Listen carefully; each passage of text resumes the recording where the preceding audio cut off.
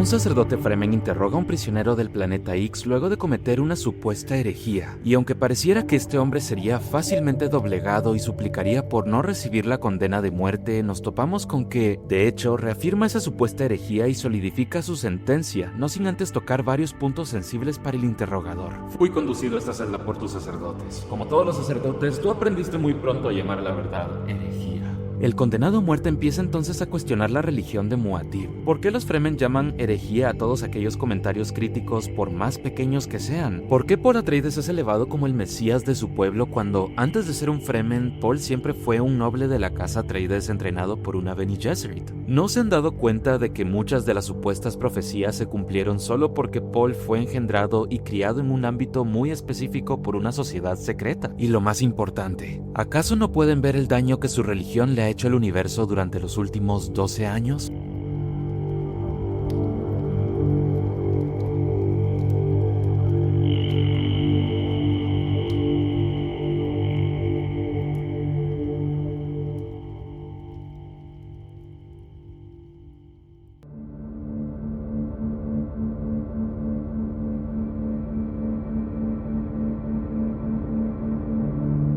En el planeta Wallach 9 se lleva a cabo una reunión misteriosa. Scytale, un personaje perteneciente a la raza Tleilaxu, espera pacientemente a los demás conspiradores. Scytale es conocido como un danzarín rostro, un título otorgado a aquellos Tleilaxu quienes son diseñados genéticamente y entrenados para cambiar su rostro y apariencia física para parecer otra persona, cosa que usualmente se utiliza en tareas de espionaje dentro del Imperio. Lo interesante con ellos es que no solo toman la apariencia física de otras personas, sino que también tienen un código moral que les hace compartir cosas como sentimientos con las personas a quienes les copian. De repente vemos a los otros conspiradores ingresar a la sala. Una cara familiar, la reverenda madre Gaius Helen Mohayam y un navegante de la cofradía espacial llamado Edric dentro de su tanque. Ambos empiezan a discutir cuando una cuarta voz irrumpe en la sala. Se trata de la mismísima princesa Irulan, la hija de Shaddam IV y esposa del emperador Paul Atreides. Los cuatro conspiradores empiezan a hablar de un plan para desestabilizar el gobierno de Muad'Dib, el cual ha ocasionado innumerables problemas durante los últimos 12 años y cada conspirador tenía sus motivos para llevarlo a cabo.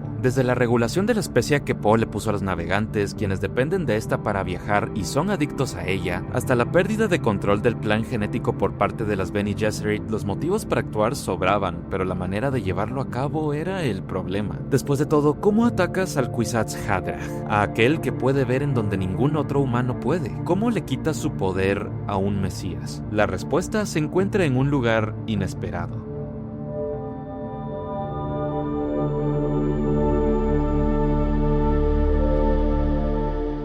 Paul se encuentra distraído, muchas veces perdido en sus propias visiones y pensamientos. Luego de 12 años, Chani sigue siendo la concubina de Paul, mientras que Irulan es su esposa a ojos del Imperio, pero aún así no existe un heredero que continúe con el legado de los Atreides. Y no ha sido por falta de intentos, simplemente parece que Chani no ha podido concebir al heredero que Paul tanto ha querido. Ella sabe esto y se resigna a insinuarle que quizás lo mejor sea tener este hijo con Irulan, pero por supuesto Paul se niega rotundamente. Especialmente por el hecho de que esto le devolvería el poder a las Bene Gesserit porque, después de todo, Irulan fue entrenada durante toda su vida para convertirse en una de ellas. Además, Paul no tiene la intención de tocar a su esposa oficial. Su matrimonio fue por conveniencia, no por amor. Además de esto, ambos saben que Irulan trama algo y Paul, a través de su presciencia, comprende que Irulan ha sido la razón por la cual Chani no le ha podido dar un hijo en más de una década, debido a que ella le ha administrado anticonceptivos de manera secreta. Y aún así, Paul decide no hacer nada porque ha podido ver que el nacimiento de su hijo traería consigo la muerte de Chani y tiene miedo de perderla. Mientras Paul hablaba con Chani, Irula ingresa a la habitación en donde ambos se encuentran, eventualmente exigiéndole a Paul que le brinde un heredero y amenazando con el hecho de que si él sigue sin dárselo, ella lo tendrá con otro hombre y obligará a Paul a reclamarlo como suyo. Sin embargo, él le prohíbe a Irulan tener un hijo con otro hombre, aclarando que ella puede tener los amantes que desee, pero al momento de embarazarse de otro, lo rechazará y expondrá públicamente que no se trata de su hijo. Y este es un problema clave para entender toda la problemática actual en la casa Atreides. Paul desea un un heredero, pero solamente de Chani, e Irulan desea tener ese heredero con Paul porque esto le podría brindar nuevamente poder a las Bene Gesserit sobre la línea genética, y eventualmente revertir los roles de poder que se establecieron con el ascenso de Muad'Dib al poder.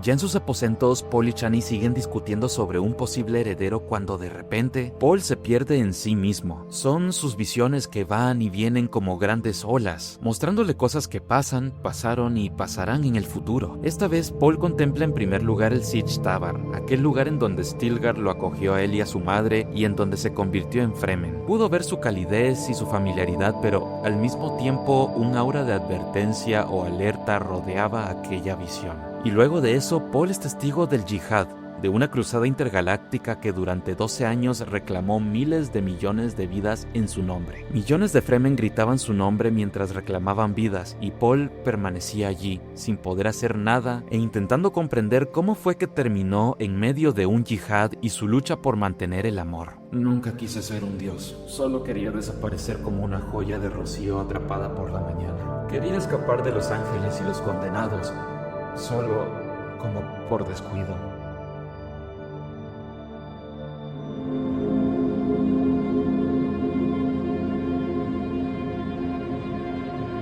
En un lugar de Arrakis, Scytale, el cambiacaras Tleilaxu, parte de la conspiración contra Paul, cambia su apariencia y llega a la casa de un viejo Fremen que fue parte del Sietch Tabr. Su nombre es Farok, y lo deja ingresar a su morada cuando su rostro le parece familiar. Aquí conocemos más tanto sobre la cultura Fremen como su evolución y la situación en la que se encuentran muchos ex soldados de Muad'Dib. El hijo de Farok es ciego y se encuentra tocando música, y se explica que por la tradición Fremen de rechazar a los individuos con ceguera, su hijo ha sufrido bastante, incluyendo la falta de una mujer en su vida por ese mismo rechazo. Farok empieza a expresar su descontento con cómo, a pesar de haber sido un personaje importante dentro de los Fedaykin de Muad'Dib, los guerreros del emperador Paul Atreides, ha sufrido en carne propia las consecuencias de la guerra, la cual, tras haberle causado la ceguera a su hijo y hacer que se empezaran a perder muchas tradiciones Fremen que se derivaban de su necesidad por sobrevivir, hizo que se viera a Muad'Dib con ojos críticos y alimentara un resentimiento hacia él y hacia su imperio.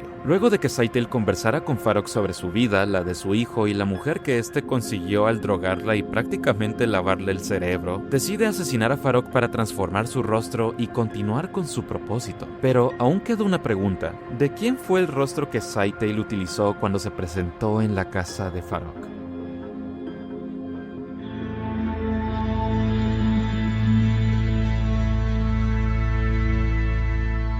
Alia Atreides, ahora una adolescente de 15 años, se encuentra reunida con Paul y el resto de su consejo, el cual está integrado por Irulan, Chani, Stilgar y Corva, líder sacerdotal del nuevo culto a Muad'Dib. Todos discuten sobre distintos problemas, incluyendo la ubicación de Tupil, un planeta o serie de planetas santuario en donde las casas derrotadas pueden refugiarse, y en donde sospechan que podrían estar escondiendo cosas del régimen de Muad'Dib que podrían poner en peligro el trono. Ninguno de ellos sabe la ubicación del lugar, el cual posiblemente estaba siendo escondido por la cofradía espacial. En cierto punto, Stilgar le pregunta a Paul por qué no puede ubicarlo con sus poderes de presciencia, a lo que este le intenta explicar que la presciencia no son poderes, sino un acceso a una infinidad de caminos y realidades que vienen como las olas del mar, y buscar algo en específico dentro de la presciencia es como intentar encontrar la ruta correcta dentro de una cantidad infinita de caminos. Sin embargo, Paul nunca sería capaz de que ellos entendieran esto a excepción de su hermana, Alia, quien desde su nacimiento ya tiene la capacidad de una reverenda madre.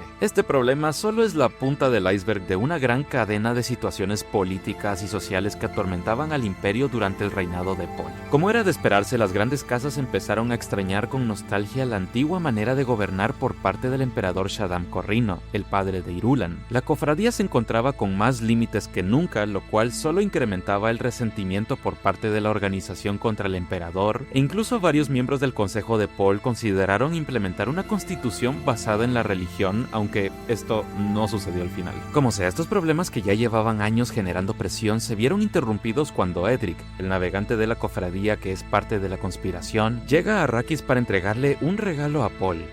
un Ghola. En el universo de Dune, un Ghola es un ser replicado por los Tleilaxu a partir de alguna persona fallecida, usualmente con su mismo cuerpo pero sin las memorias de su vida pasada. Es como una mezcla entre un muerto resucitado y un clon. La situación es que este Ghola no era otro que Duncan Idaho, el antiguo maestro y amigo de Paul Atreides que murió en el primer libro a manos de los Sardaukar. Sin embargo, ya no tiene las memorias de Duncan porque los Gholas no poseen los recuerdos de su pasado, su comportamiento es completamente distinto al de aquel hombre, sus ojos fueron cambiados por unos de metal y su nuevo nombre ahora es Hayt. Desde los primeros momentos, tanto Paul como Alia saben que esto es una trampa y no es para menos porque Hayt fue condicionado por los Tleilaxu como un Mentat, una computadora humana, con el objetivo de desviar la atención de Paul de los problemas del Imperio como parte de la conspiración que se estaba llevando a cabo en su contra. Paul acepta este regalo sabiendo muy bien que esto no solo era una trampa, sino que también pondría a muchos Fremen en su contra por el uso de bioingeniería, cosa que está muy mal vista en la cultura. Alia se encuentra viendo todo esto desde el balcón de una torre, en donde ella sabe que este no es el Duncan que conoció su hermano, pero por su memoria genética de alguna manera siente algo familiar en él, como si aún quedara una parte del viejo amigo de los Atreides en su interior. Edric, el navegante de la cofradía, parte de la conspiración, le entrega este regalo a Paul y permite que Hayt se presente.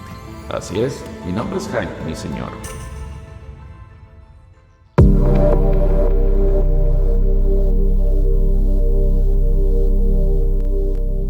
Con 15 años, Alia ha empezado a madurar en diversos aspectos, y este desarrollo empieza a complicarse cuando se le envía junto a Hayt para que investiguen el cuerpo de una mujer muerta a las afueras de Arrakeen. Por sus habilidades de Mentat, Hayt deduce que esto podría ser parte de una conspiración de los Tleilaxu, debido a que no se ha reportado a ninguna mujer desaparecida y esto podría indicar que un danzarín rostro tomó la apariencia de esta mujer. Mientras que la razón de la muerte de esta mujer se mantiene como un misterio, la tensión entre Alia y Hayt se hace presente.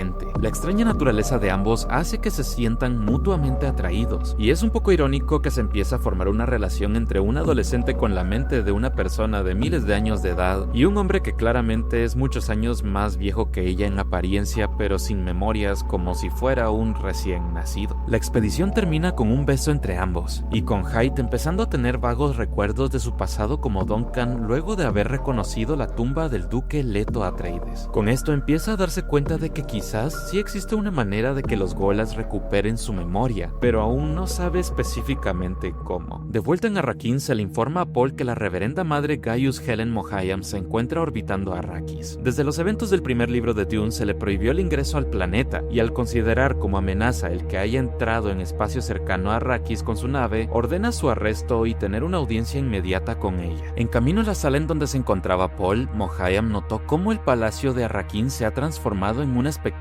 arquitectónico, y al ingresar a la sala del trono queda sorprendida por el tamaño del lugar, el cual tenía paredes que se extendían hasta que se perdiera la vista e inspiraba un sentimiento de asombro casi místico, especialmente diseñado para sorprender a las masas de fieles. Paul entonces habla con Mohiam y le revela que sabe sus intenciones. Él sabe que ella y las Bene Gesserit están desesperadas por obtener el hijo de Paul con Irulan a cualquier costo para preservar su línea genética. Es entonces que él le ofrece darle un hijo a Irulan, pero a través de inseminación artificial, debido a que para él su esposa siempre será Chani. Mohiam, por supuesto, se escandalizó por esto, porque los métodos de inseminación artificial están altamente prohibidos por lo establecido en la yihad bodleriana, la guerra que acabó con el uso de las máquinas pensantes en el universo de Dune. Cuando ella se opone a esto y le reclama que el trono es del hijo de Irulan y Paul, este le revela que el trono será de su hijo con Chani, quien ya está encinta. Así es, a pesar de todos los anticonceptivos que le administró Irulan durante años, ella siguió una dieta cargada de especia que finalmente le permitió quedar embarazada de Paul, pero con un riesgo enorme de complicaciones durante el parto. Mohiam entonces le dice a Paul que consultará la posibilidad de una inseminación artificial con la hermandad y es puesta en libertad. Sin embargo, durante todo esto, cuando Chani se entera que no había podido quedar embarazada porque alguien le había estado dando anticonceptivos, inmediatamente se da cuenta de que fue Irulan y estuvo a punto de matarla de no ser por la intervención de Paul.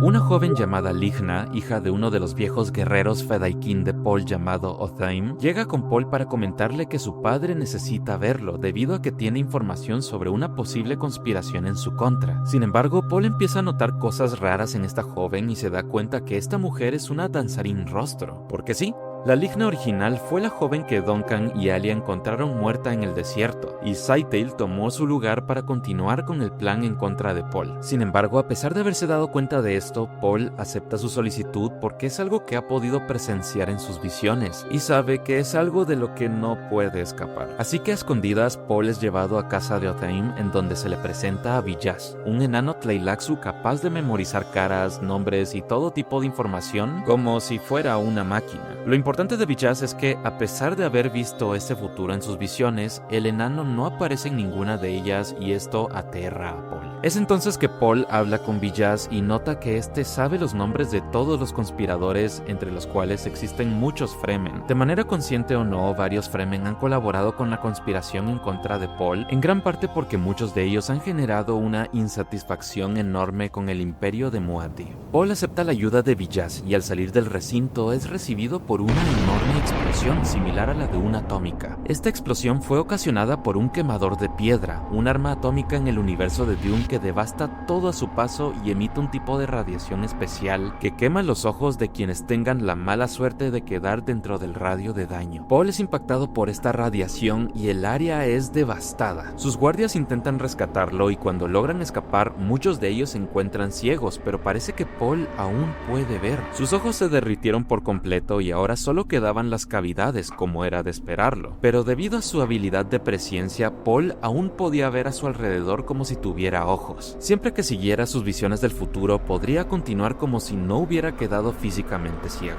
Esto, por supuesto, genera un impacto entre los Fremen porque, como aprendimos antes, los ciegos son descartados por la cultura Fremen, haciendo que enfrenten un exilio y un abandono en el desierto. Sin embargo, Muad'Dib sigue sin ser ciego a pesar de no tener ojos, porque no los necesita para ver. Siguiendo sus visiones, puede ver mejor que nunca. Sin embargo, esto es algo que también maldecirá a Paul hasta el fin de sus días. Debido a que necesita de las visiones del futuro para ver, ahora se encuentra totalmente atado a estas. Eso quiere decir que es incapaz de intentar cambiar el futuro como lo hizo anteriormente, porque si intenta hacerlo, perderá su habilidad de mantener la apariencia de que puede ver realmente, y esto haría que los Fremen lo rechacen definitivamente.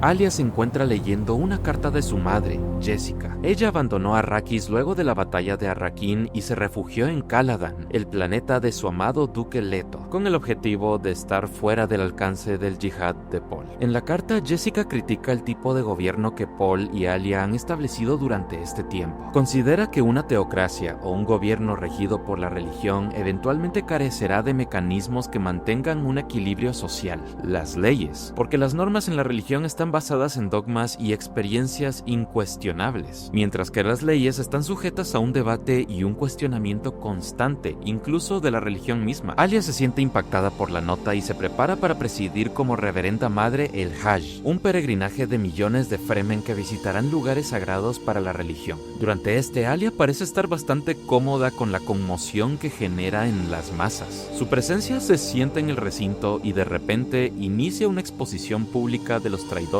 en contra de Muad'Dib. Luego del incidente que dejó ciego a Paul, se reveló que Korva, el líder sacerdotal de la religión, fue uno de los conspiradores. Alia lo confronta frente a miles de personas y este defiende su inocencia, cuando de repente Paul aparece entre el público y hace visible su ceguera física. Es juzgado por todos los Fremen del lugar, pero queda en claro que puede ver incluso sin ojos. Paul confronta a Korva revelando que fue él quien envió el quemador de piedras a Arrakis con el cual sufrió el ataque. Sin embargo, el problema más grande que se revela durante esta sesión es que al parecer otros conspiradores salieron de Arrakis con un gusano de arena, el cual le sería dado a la cofradía espacial para intentar replicar la producción de especia y dejar de depender de Arrakis. Después de todo, la cofradía ha estado atada de manos porque, al ser el único planeta con especia, Arrakis está dominada por Paul y no solo ha limitado su uso de esta, sino que también ha amenazado con volar en pedazos todos los campos de especia por diversas situaciones. Finalmente, Korva es entregado a Stilgar para que sea juzgado de acuerdo a la tradición Fremen. Más adelante, Hayt es enviado por Paul ahora para interrogar a Villaz, el enano, y sacar más datos que puedan revelar cosas sobre esta conspiración. Sin embargo, nos enteramos que esto era una trampa, pues Villaz, ahora sin supervisión, logra implantar una instrucción en el subconsciente de Hayt para asesinar a Paul Atreides. Esto funciona porque desde que fue traído a la vida por los Tleilaxu, se le implantó la característica de obedecer incondicionalmente órdenes cuando fueran dadas por una persona que utilizara las instrucciones y entonación correctas. Y luego de esto, Hayt no recuerda absolutamente nada de la interacción con este enano, quien ahora nos enteramos que, por supuesto, es un traidor. Por su parte, luego del interrogatorio, Alia se da cuenta que aún no tiene la capacidad de presciencia que le permita comprender a su hermano ni ver más allá de lo que necesita, por lo que inicia a consumir cantidades muy peligrosas de especia durante varias sesiones para crear un estado de trance, y es durante una de estas que queda inconsciente. Hayt es quien finalmente la encuentra tirada en el piso y muestra una preocupación sincera por ella. Intenta llamar a un doctor y en ese momento Alia recupera la conciencia y nota que él está enamorado de ella. Alia entonces expresa su frustración por su condición de prenacida y por haber tenido que estar involucrada en la historia de Paul, porque le gustaría amar y ser amada como una persona normal. Hayt entonces le responde a esto confesándole que él la ama y ella hace lo mismo con él, mientras permanece débil por su sobredosis.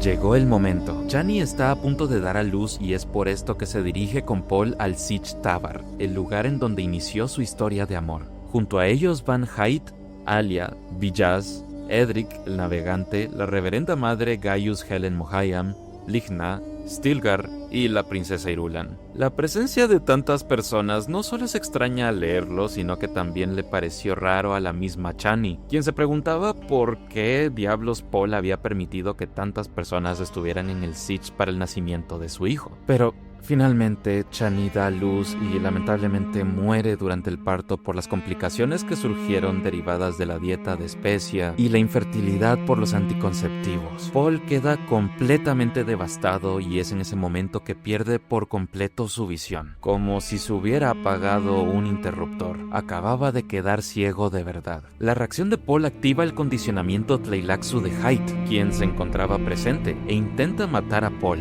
Sin embargo, él logra sobrevivir porque Hayt empieza a recuperar las memorias de su vida pasada. Por primera vez, un Gola recuperaba los recuerdos de su pasado y ahora Hayt volvía a ser Duncan Idaho, por lo que detuvo el ataque. Esto le demostraba a Paul que ahora era posible traer de vuelta a la vida a personas muertas, que los Tleilaxu finalmente lo habían logrado. Dentro de todo esto, Paul recibe la noticia de que Chani tuvo gemelos, un niño y una niña. Esto lo sorprende porque dentro de sus visiones siempre vio a una niña, pero nunca vio al segundo. Nos enteramos de que estos gemelos son prenacidos, así como Alia. Un prenacido es alguien que nació con el conocimiento e intelecto de un ser de miles de años de antigüedad. En este caso se dio gracias a los genes de Paul y gracias a la dieta altamente cargada de especia que Chani siguió durante el embarazo. Paul nombra a la niña Ghanima y al niño le pone Leto, como su padre. Pero de repente Ligna se acerca al lugar en donde se encuentra Paul con los gemelos y finalmente revela su verdadera apariencia. Es Scytale, el Tleilaxu cambiacaras que estuvo detrás de la conspiración en contra de Paul. Se encuentra junto a los gemelos y amenaza con matarlos con un cuchillo mientras le hace una oferta a Paul. Verán, el plan desde el inicio era que Paul se diera cuenta que es posible regresar a la vida a alguien querido como Gola, incluso con sus recuerdos, a través de Duncan. Y en este momento es que Scytale le exige a Paul que le entregue todas sus acciones y control de la Chom, la organización económica más importante del imperio, para debilitar su poder y devolvérselo a la cofradía, y a cambio le ofrece un Gola de Chani y dejar vivir a sus hijos. Esto obviamente genera un gran debate interno dentro de Paul. Después de todo, se encontraba completamente ciego, con un imperio en ruinas y con el amor de su vida muerta. Pero por el otro lado, ¿habría algún truco con Chani si la regresan a la vida como Gola? ¿Acaso la condicionarían para acabar completamente con Paul y sus hijos? ¿Y qué tan bueno sería desecrar el cuerpo de su amada con tal de traerla de vuelta a la vida? Es en este momento que repentinamente Paul empieza a recuperar la visión, pero no se encuentra en su cuerpo. Su visión ahora parece venir desde una cuna. Paul entonces se da cuenta de que gracias a su conexión con su hijo por ser prenacido, está accediendo a los ojos del bebé Leto. Paul entonces le dice a Scytale que no desee un gola de Chani, y en ese momento aprovecha la visión de Leto para lanzarle un cuchillo al Tleilaxu y lo mata de inmediato. Villaz le dice a Paul que reconsidere la oferta, y entonces este le ordena a Duncan que lo mate, a lo cual por supuesto accede. Cuando la situación es controlada,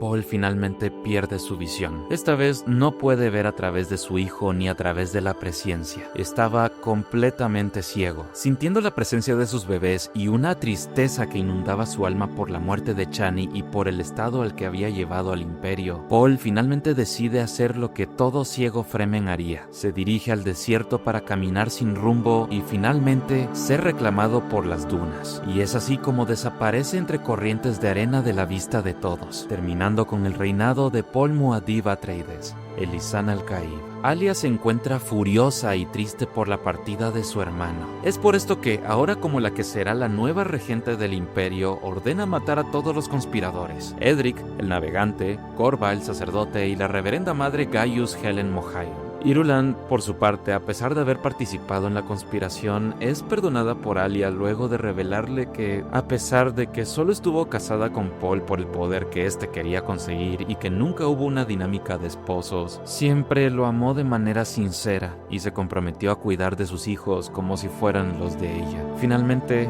Duncan consuela a Alia profesándole su amor de manera incondicional.